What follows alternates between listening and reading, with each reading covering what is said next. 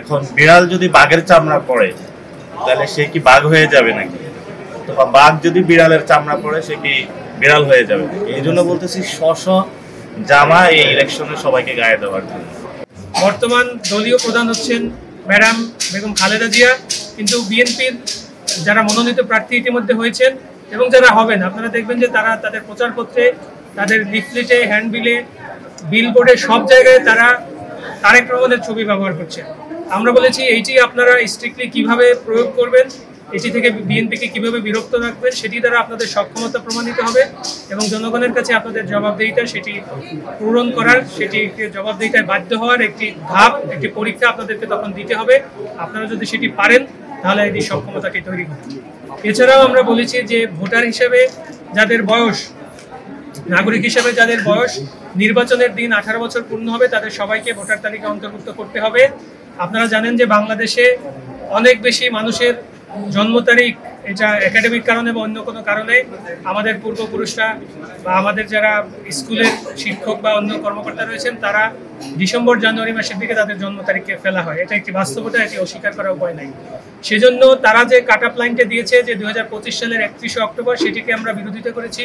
আমরা বলেছি ভোট যদি ফেব্রুয়ারি মাসে হয়, ফেব্রুয়ারি মাসের 21 তারিখে যদি ভোট হয় তাহলে 21 তারিখে যারা 18 বছর পূর্ণ করবে তাদেরকে সবাইকে ভোটার তালিকা অন্তর্ভুক্ত করেই ভোটার তালিকা প্রস্তুত করতে হবে। কারণ এর মাধ্যমে বড় একটি সংখ্যক জেনজি যারা এই আন্দোলনে অংশগ্রহণ করেছিলেন তাদেরকে ভোটদানের সুযোগের বাইরে রেখেই তারা এই প্রক্রিয়াটা সম্পূর্ণ করতে চান। আমরা সেটার বিরোধিতা করেছি। আমরা সবাইকে অন্তর্ভুক্ত করেই, এই জেনজিদের অন্তর্ভুক্ত করেই এই ভোটগুলো সম্পন্ন করার জন্য আমরা বলেছি।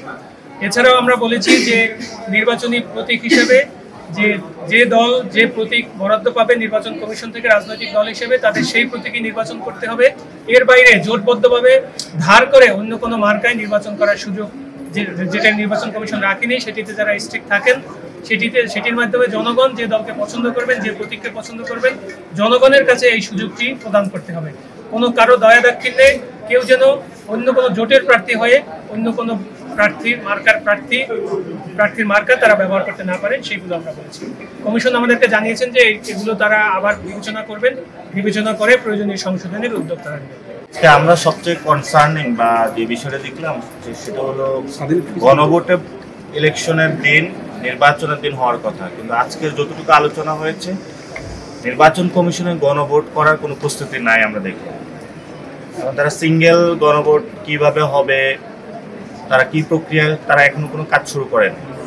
সেজন্য আমরা মোটা দাগে বলতে পারি এটা দ্রুত ইলেকশন কমিশনকে আমরা বলেছি গণভোটের প্রক্রিয়াটা শুরু করার জন্য।